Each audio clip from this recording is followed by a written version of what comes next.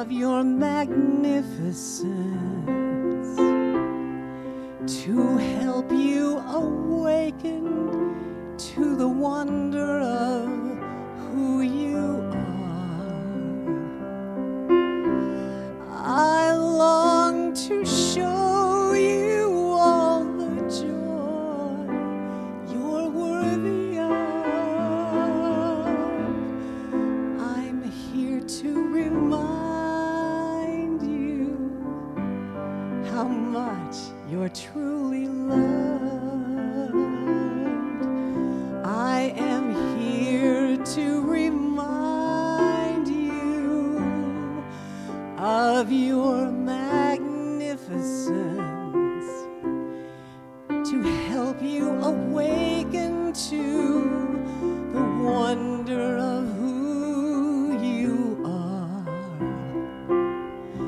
I long to show you all the joy you're worthy of. I'm here to remind you how much you're truly loved.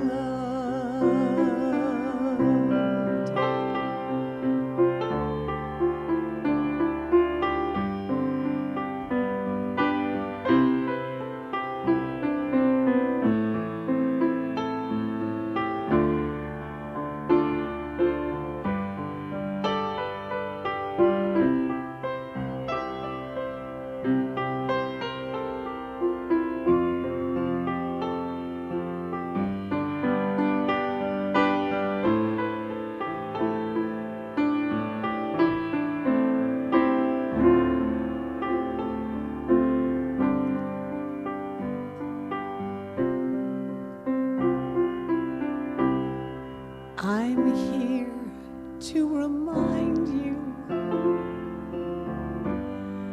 of your magnificence, help you to awake to the wonder of who you are.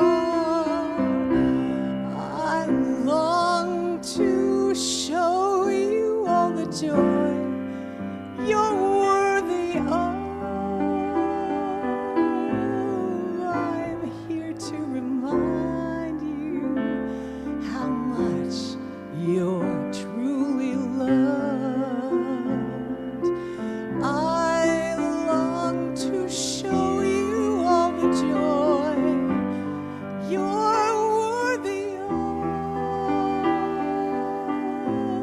I'm here to remind you how much you are truly loved.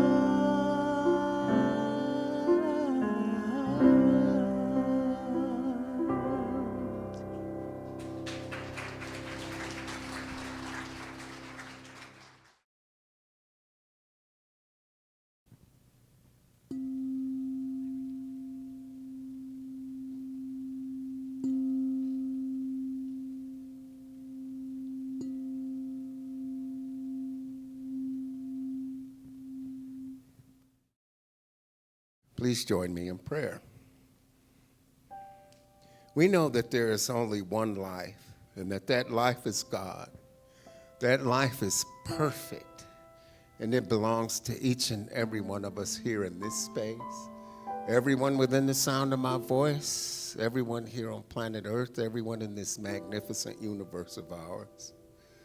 And we give thanks for the opportunity to come to celebrate our oneness in that life, the magnificence that each and every one of us are, as individual expressions of that one perfect life.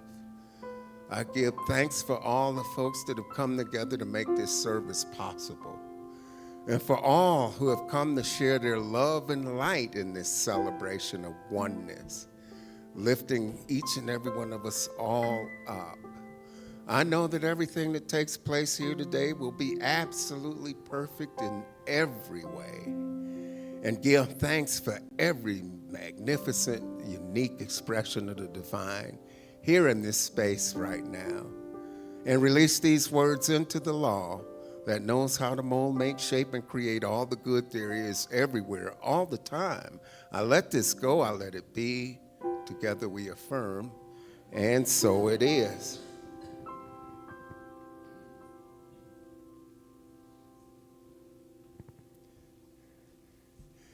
I like to share some inspirational thoughts every week.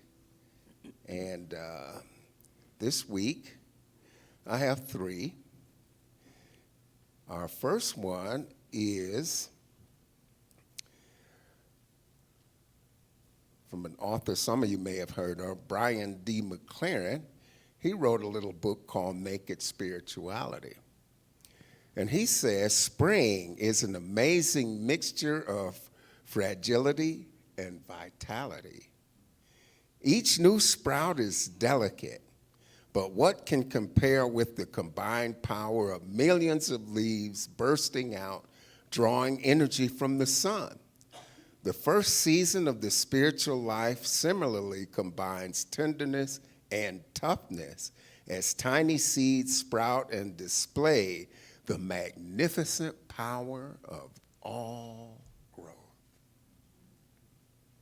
Our next 2 are from our founder, the Honorable Dr. Ernest Holmes, and he didn't write many books, so it's kind of hard to find material. But I did some digging because I didn't want to let you folks down. The first one says, it's useless for a troubled mind to beseech God to bring peace to it. God is peace.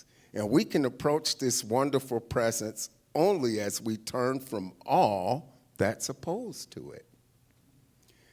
His second remark is that creation always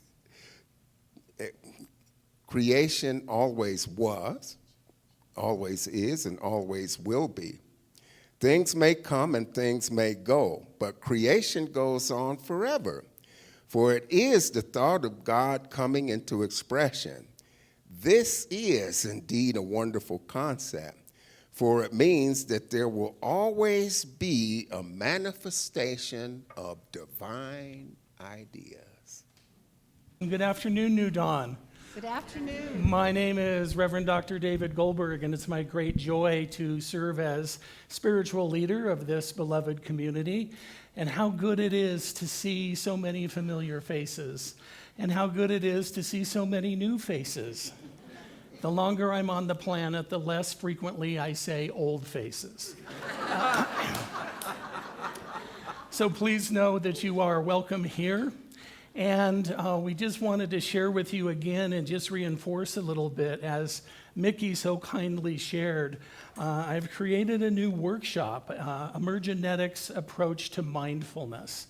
So if any of our friends who are visiting or anybody who is here, raise your hand if you're familiar with Emergenetics and or if you've done a profile at some point. Yay, okay, thank you. So for those who like to plan ahead, those of you who have a little bit more green, you know what I'm talking about. Please mark October 18th, as has been shared. So this is my Emergenetics profile from 2004 that shows that I am basically what's considered a right brain thinker with a nice chunk of green or structural. And here's one of somebody else you might be familiar with, Lloyd Barrett. And this is Lloyd's profile from 2007. And Lloyd and I have exactly the same amount of red or social or relational. So between the two of us, buckle up. It's going to be a heck of a happy hour after the service. So please keep that in mind. There are flyers available in the lobby if you're interested in joining us for that workshop.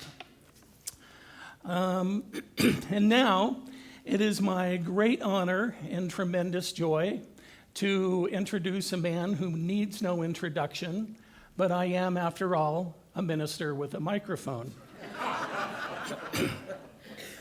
There are some people whose lives become the teaching, not because it was easy for them, but because they chose again and again to meet life with courage, compassion, wisdom, and faith. Dr. Lloyd Barrett is one of those people. Born in St. James, Jamaica, we should have had a clue from the beginning, right? Dr. Barrett was shaped early by an unwavering belief of his mother, who declared frequently for anybody who would hear, "My son is either going to become a minister or a doctor," even when others could not yet see the possibility. Her faith planted seeds that would grow into a remarkable life of service, education, healing, and spiritual leadership. Lloyd came to the United States in 1956 on a work scholarship and pursued higher education during the height of segregation in America. He endured painful experiences of racism and discrimination that could have diminished his spirit. Instead, those experiences deepened his commitment to human dignity and to the transformative power of seeing the divine potential in every being. And perhaps nowhere is that clearer than in one of the stories from his years as a teacher in an inner city school. While teaching 6th grade in Compton, California, Lloyd had a student who was constantly getting into fights. Early in the school year, the principal wanted to cut his losses and suspend the student. Lloyd had another idea. He sensed that there was something deeper going on. He noticed that although the boy often sat with his head down during class, whenever positive affirmations were spoken, words like "be strong" or "look forward in life," he would suddenly sit up and pay attention. Something in him was responding to positivism and to encouragement. So Lloyd, being Lloyd, created what he called a poetry duel. Every week, the student would memorize a poem, and every Friday, the two of them would stand before the class and recite the poetry together. For every 8 lines the student learned, Lloyd would recite 16, and slowly, things changed. The fighting stopped. The student's vocabulary expanded. His confidence grew. His grades improved. Even the atmosphere of the classroom transformed. Years later, that young man went on to attend Washington State University. I love that story because it captures something essential about Lloyd Barrett. He sees possibility where others see only problems. He recognizes light where others see limitation. He understands that encouragement, dignity, and spiritual truth can awaken something extraordinary in another human being. That same spirit has guided him through his life in education, child welfare work, juvenile court services, corporate leadership, ministry, and personal heartbreak, including caring for his beloved late wives, Mickey and Shekinah. I didn't have the opportunity to know Mickey, and like many of you, I love Shekinah with my whole heart. For those of you who are familiar with Mile High, one of the brightest lights to sing and play in that sanctuary is Tom Litch. Well, unfortunately for Tom, Shekinah thought he and I looked alike and would frequently get us confused. She would say to Tom, "I loved that prayer that you offered." And she would say to me, "That song that you sang was one of my favorites." Tom and I now joyfully acknowledge, as Dan Fogelberg wrote, that we are twin sons of different mothers. Thanks to beloved Shekinah. On a more serious note, it was 2006.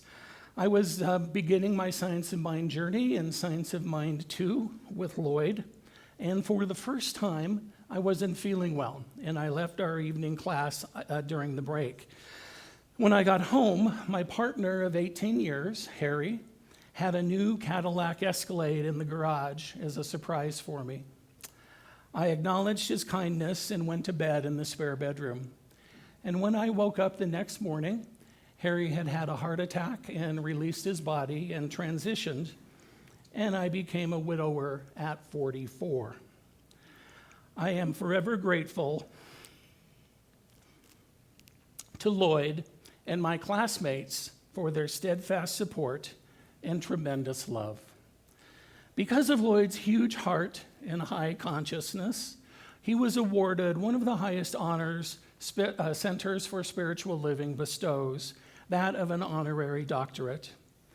Through every chapter of his life, Lloyd has continued to embody compassion, resilience, wisdom, and faith.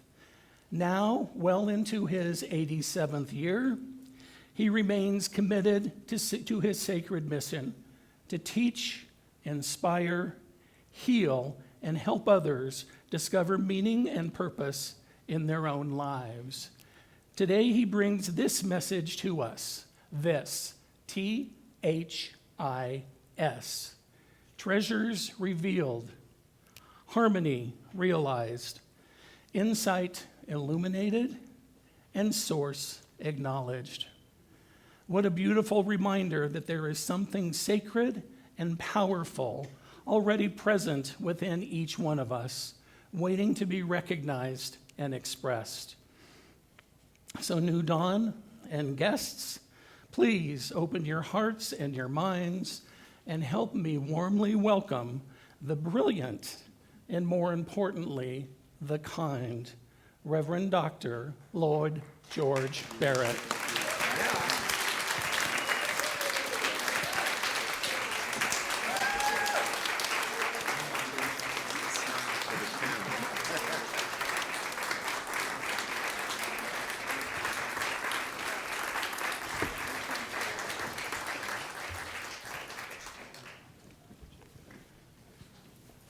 What joy!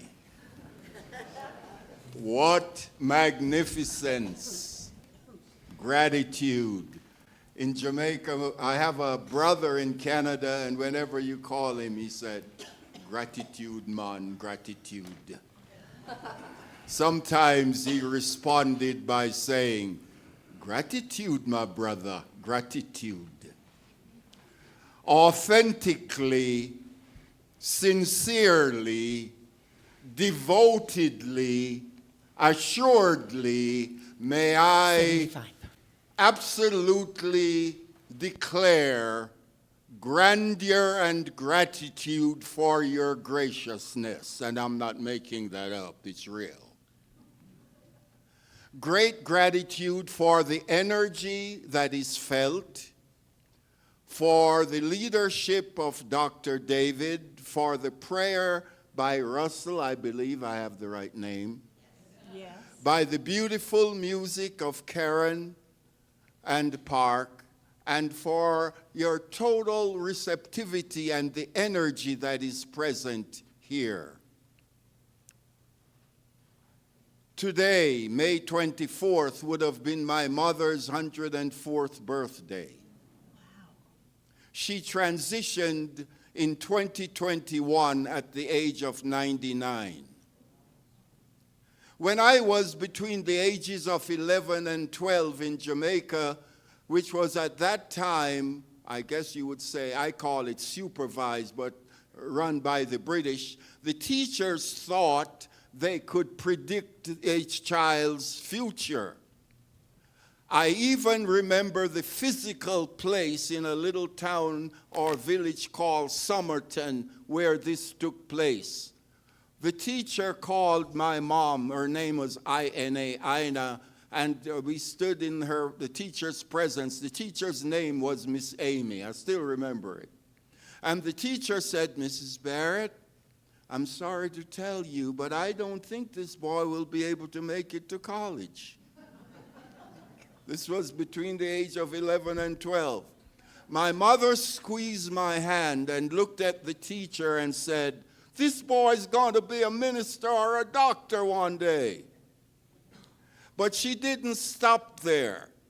She began assigning poems to me. And this is in relationship to our topic this morning, maximizing moments with magnificence. This is not a theoretical topic. This is a topic of applicability, essential to maximizing the beauty, the joy, the creativity, the grandeur, applicable and available, ready to be functional and workable in each of us.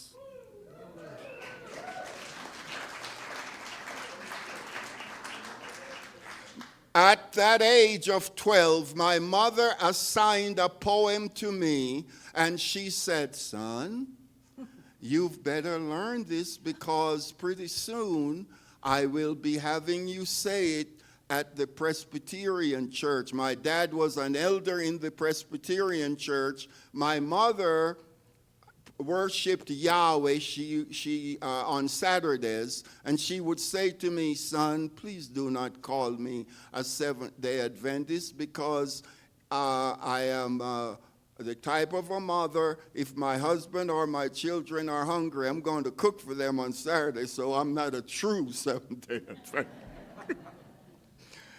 The poem that my mother assigned to me is relevant for all of us.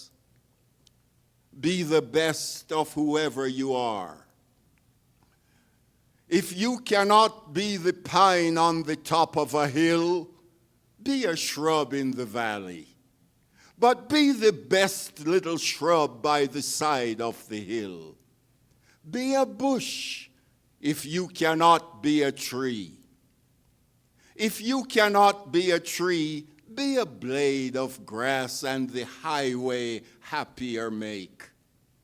If you cannot be a muskie, be a bass, but be the liveliest bass in the lake. We cannot all be captains. Some must be the crew, but there is something for each of us here. It is not by chance that we win or we fail. Be the best of whoever you are. And then not only did my mother assign it, every once in a while she would say, "Son, did you know that poem yet? Come, let me hear you." And she would rehearse me. Perhaps when we are encouraged or when we are guided with support to pass through challenges, perhaps we don't call it assistance to my magnificence. You know, we have all kinds of names for things.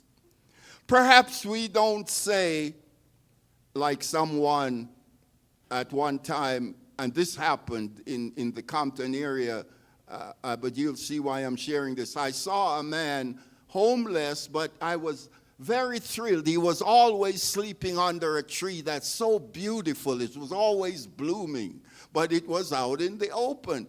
And so one day I thought, Shekinah, cook a meal and let's take to this man. He's out in the open under a tree. Now, the distance from my house to his place where he was staying in the open was almost like maybe 3 miles. Would you believe on a Thanksgiving day we cooked the meal and I took it to the man and the man said, "Who told you I was hungry?"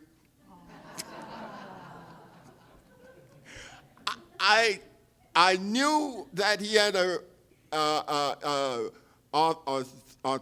authority or authenticity to be as he's thinking, but I'm thinking in my mind, you mean I drove all this way to bring you some food?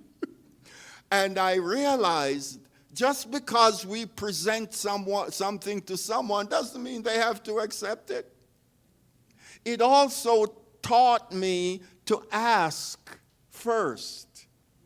even if it is a supportive thing in my consciousness, I then started asking, may I share something with you, versus just thinking I've got all the answers, which I don't.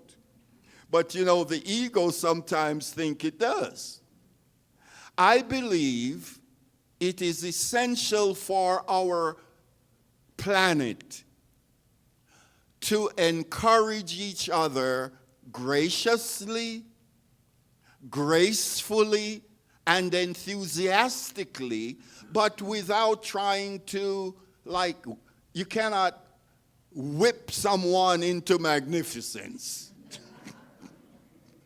It has to be presented graciously, but yet passionately, with a sense of feeling. It ought to be here is an aligned thought, I believe, that came to my awareness. The universe is like a vast vault. At any moment, we can enter into this creative vault and select what we desire. It could be we are working towards a financial structure or financial prolific dimension. It could be health, relationships, could be family relationships, work relationships. But the universe is like a vault. And guess what happens? When we select that which matches our heart's desires, we call it miracles. And it is available all the time. Dr. David mentioned the situation with the young man in Compton. When I started being conscious of the teachings of Dr. Ernest Holmes, I thought, okay, Lloyd, as Dr. David indicated, Ernest wrote a lot, and I believe Russell also, lots of books. Some of them, I think, are still very relevant, but many people are not aware of them. For instance, one, The Philosophy of Jesus for the World Today. That basically was the book that, I'm going to say, people would use the word, hooked me into science of mind, because I came from, my dad was an elder in the Presbyterian Church. My mother worshiped on Saturdays. I had uncles. At age 14 in Jamaica, I was so adventurous I got kicked out of school for a few weeks. And guess what my punishment or reprimand was? They sent me to Kingston to be with an uncle who prayed over me from 7 p.m. to 7 a.m. at age 14. Now, the interesting thing, one of the interesting things, people think I have a big voice. That uncle, when he spoke, he shook the building. And can you imagine someone's praying over you when you're 14 and the building is shaking? And it's not an earthquake. But it must have worked. Here is why I say that.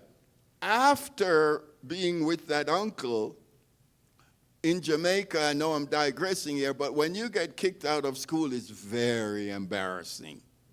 It's almost like you went to jail.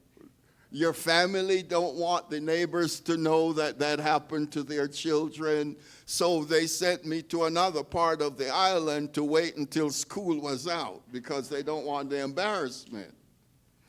And so when I returned, my mom and dad said, well, son, what do you want to do with your education? I said, I want to go back to that same school to let them know I could do better.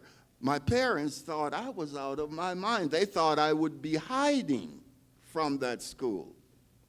I went back to that same school, and 4 years later, that's how I got the scholarship to the college in St. Augustine, Florida.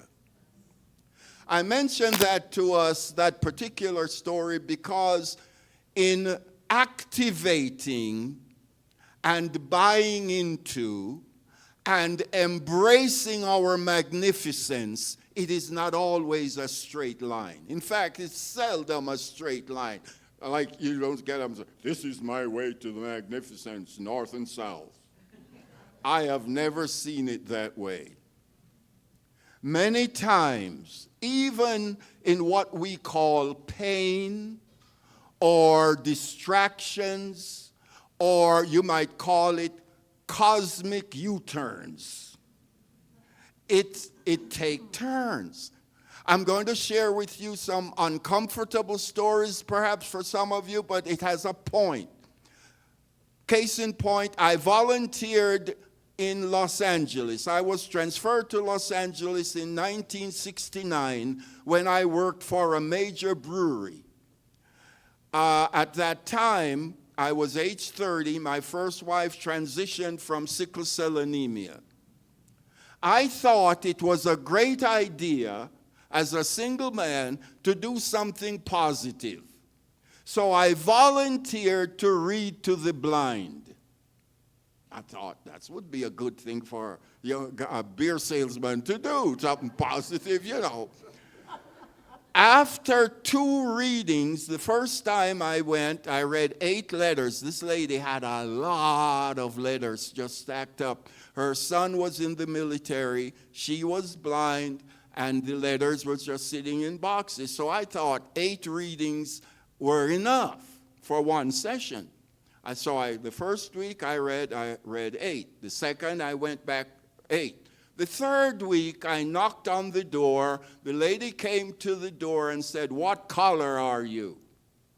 I said, "I'm black. I'm a Jamaican." She said, "Sorry, I can't use you anymore." I thank God for Jamaican laughter. As I was walking down the steps, I laughed. I said, "Lloyd, how in the hell do you get fired and you're volunteering?"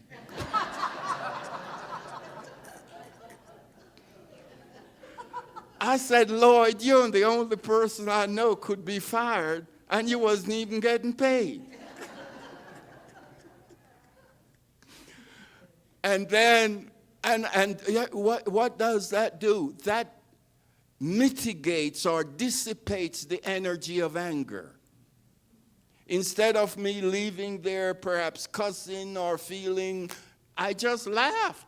And when I got to the ending of the steps, I don't know why I say that, because I had not met Shekinah yet. I had not made any personal relationship with anyone. And I had just gotten to Los Angeles like in May, and this was either in September or October. And when I walked down the steps, I said, "Oh, Lord, pretty soon you're going to meet somebody, and they're going to want you to read to so many people." I don't know why I said that. I didn't know where. I met Shekinah about 3 months later and started reading to her 5th grade class in Compton at George Washington Elementary School. One day, I didn't know her principal was sitting in the back of the room. After I read, I saw this man stood up. He said, "From now on, you are no longer reading only to this class. You will be in the library." I share those stories with us because sometimes when we are passing through difficult situations, disappointments, there's a part of us wondering, "Don't tell me about no magnificence at this time." And yet, the magnificence is nearby.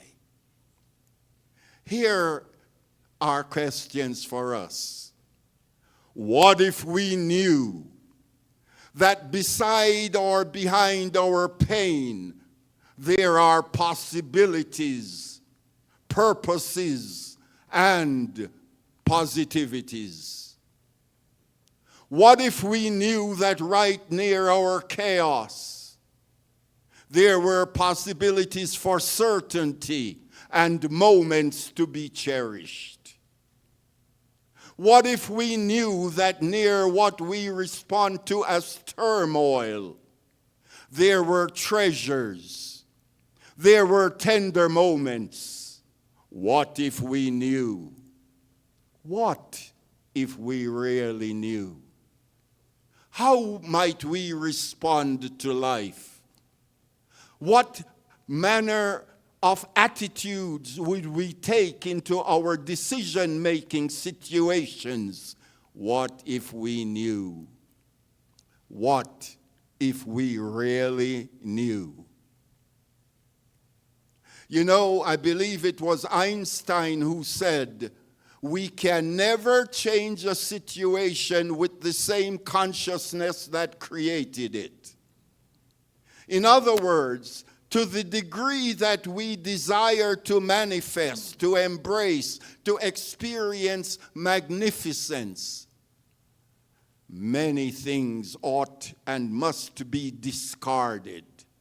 This is equivalent to the biblical thought that says we cannot put new wine in old wineskins, and they were not referring to Behringer or another brand. It was a figure of speech. We cannot take the old concepts that created a situation to change that situation. I believe, I don't recall the person who said this, but this is relevant. Only an untroubled mind can deal with an untroubled situation without increasing the trouble. We cannot take the same consciousness and expect a different outcome. One way to access magnificence is very, very likely challenging in our busy, technological, and almost non-stop society. I don't know if you've been finding that out. It is so necessary, as is stated in sacred writings, to be still and know. What do we mean by that, or how might we implement that? Simple things such as, I give myself technological fast. I turn the TV off sometimes, almost every day at a certain time. I turn the telephone off. Well, I have to, because when I say I have to, I love to write poetry or other thoughts, and technology doesn't help me except when I'm videotaping it. But turning the TV on to hear about what's happening, I pray for Iran, I pray for the government. As a matter of fact, this is not meant to be political, but think of the prefix. If you look up the prefix poly, it means many. And ticks mean a blood-sucking creature. So I say that, well, that's what it is. So I prefer to say leadership.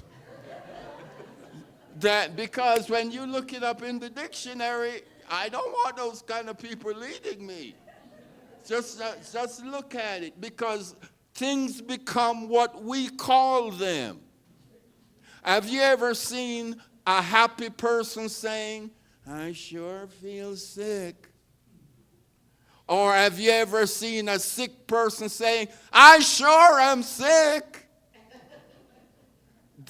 I don't mean to be dramatic. I'm inviting us to look at the deeper meaning of how we say things, what we say, and its impact on our physiology, our decisions. Here is an implementation of what I mean.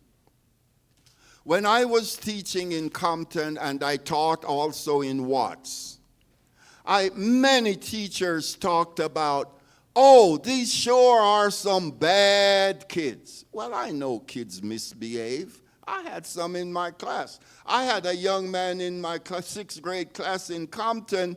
The school psychologist came to me and said, Mr. Barrett, if I see that one student of yours over on this side of the campus, I make sure I go on the other side. And I'm thinking, this is the psychologist supposed to be helping us. And she's going to run away from the student. Well, here is how magnificence reached its beautiful peak in a way I did not expect. Normally, I say to my students, you are a winner. You are a champion. You have great possibilities. And I repeat that over and over. This particular event that I am referring to, that time I had 46 graders in the class. And I seldom used a negative word like people who sometimes use a lot, stupid or dumb. I just don't believe in that. One day I made the mistake. On the way home, I was evaluating my day. And I said, Lloyd, you've got to find a way to correct this. I had called this student a negative word. The following morning, school started, and right after the roll, I asked this young man to come forward and join me, stand in front of the class. This was at 96th Street School in Compton, our 6th grade class. I said to the young man and the class, yesterday I made a mistake. I've been telling you you're a champion, you're a winner, you have great possibilities. I write poems to support that. I said, yesterday I called you a name, and I want you to know that is not my nature. I apologize. Because I can't call you a champion and a winner and then call you stupid at the same time. How is that going to work? The young man, that was the young man the school psychologist said she would go on the other side of the fence if she saw him coming. The young man's behavior changed so dramatically, the principal came up to and asked me, what did I do? And I said, like we did in Jamaica, I said, respect, man, respect. The young man started staying in on recess. Mr. Barrett, is there anything I could do for you? Normally, he'd be on the playground fighting. Mr. Barrett, are you sure you don't want me to do anything? What I am sharing with us this day, magnificence is available in every instance that I can think of. We may not readily know the answer, how to call it forth, or how to implement it, how to activate it, but it is available. From a biblical perspective, this is a thought. It says, God has not given us a spirit of fear, but power and love and a sound mind. Think about this. Question. In our decision-making aspects of life, do we approach all our decisions by saying, the divine presence have endowed and showered and infused me with power and love and a sound mind? Don't raise your hand. But you see what I'm saying? We sometimes forget. We have access to spiritual power. We have access to immense love. The mind of the divine is available for us to inculcate it, digest it, absorb it, and to be enveloped in it. I'm going to say a few affirmations and ask us to either say them out aloud, or if it's convenient for you, just say it in the mind. So first, I'm going to ask us to take a deep breath.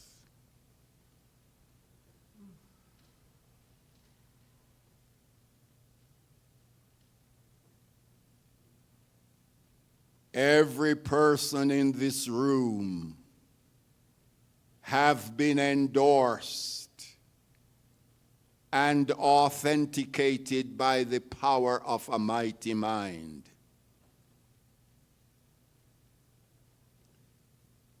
The lady in metaphysics that's been called the teacher of teachers frequently invited her students to say, my good knows my name. So I'm going to ask you to say that within your mind. My good knows my name. That was Emma Curtis Hopkins.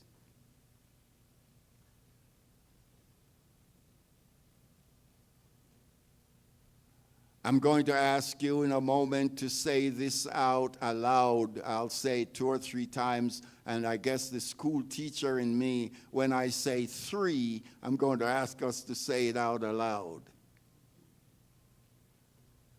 I am infused with the certainty of pure spirit. But don't say it yet. I'll say 3. I repeat it. I am infused with the certainty of pure spirit. I am infused with the certainty of pure spirit.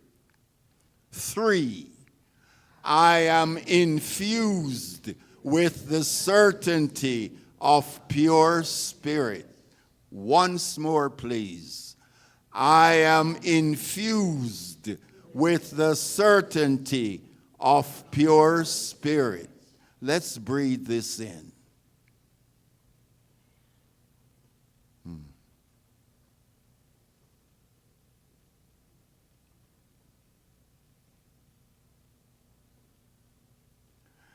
This last affirmation for this.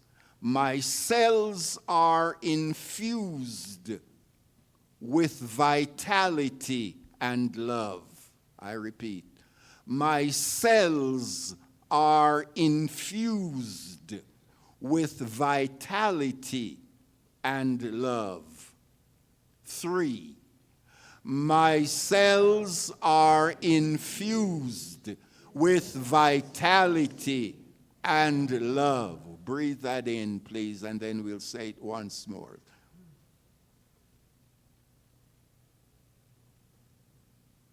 Again, please.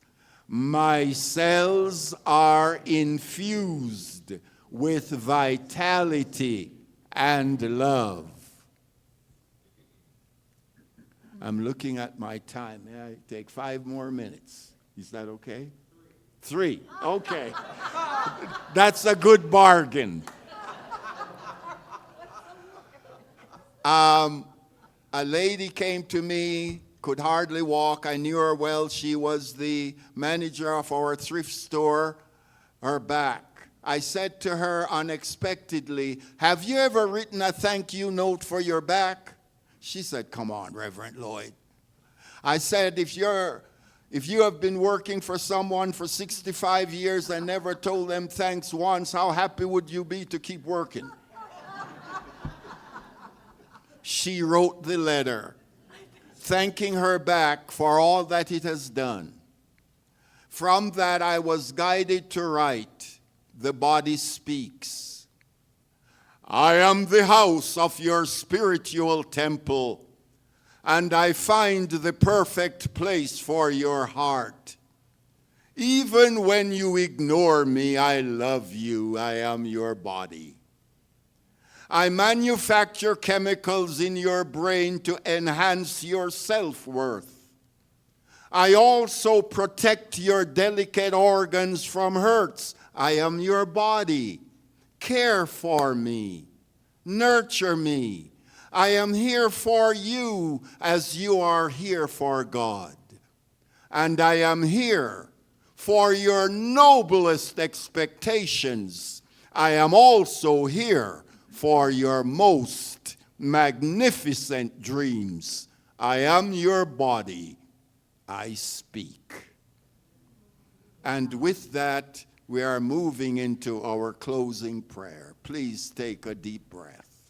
Practitioners and ministers, please stand in consciousness. Beautiful.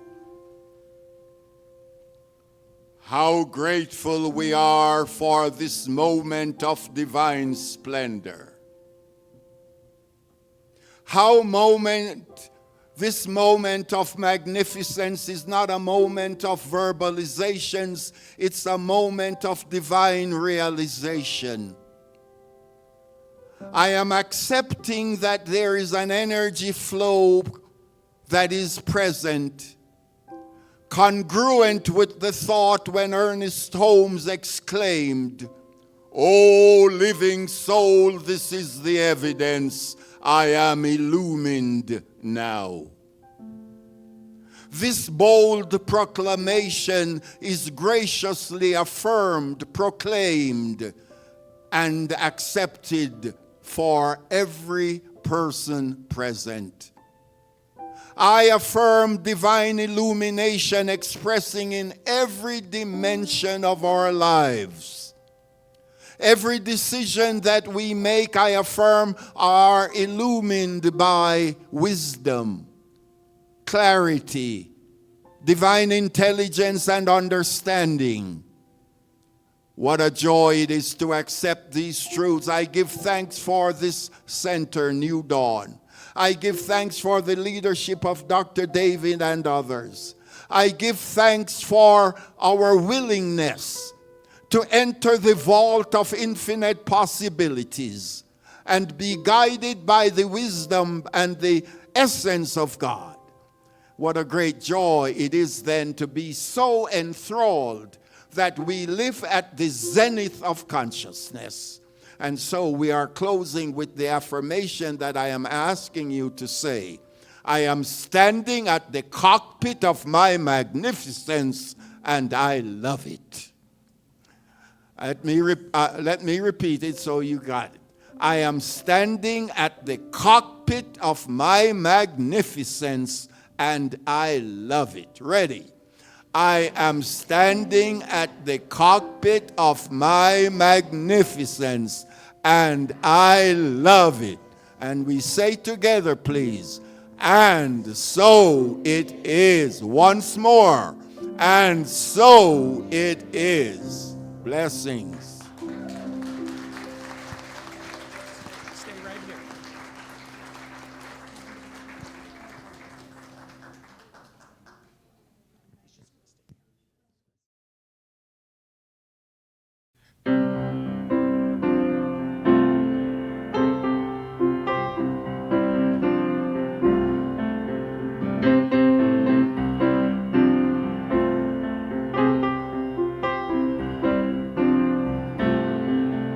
If the surface of the ocean is this time that we're alive, and this rising wave in motion is the moment that we ride. If we don't move when it's moving, then we leave our life behind. If you don't see what it's doing, we'll trust the wave and survive. When the wave is all around me, I've got no other plans. Keep my balance through the changes. Let the wave say who I am. Let the wave say.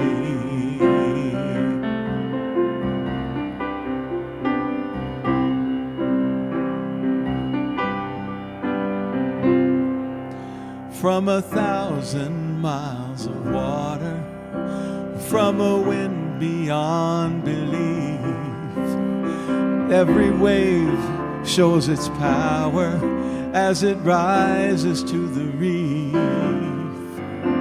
And that white blue wall could break you.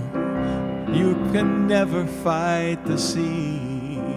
You just learn to let the wave take you where you want to be. But when the wave is all around me, I have no other plan. I keep my balance through the changes. Let the wave say who I am. Let the wave say. The ride of my lifetime.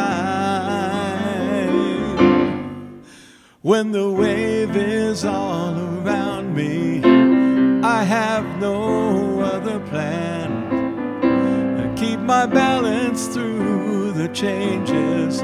Let the waves say who I am. Let the waves say.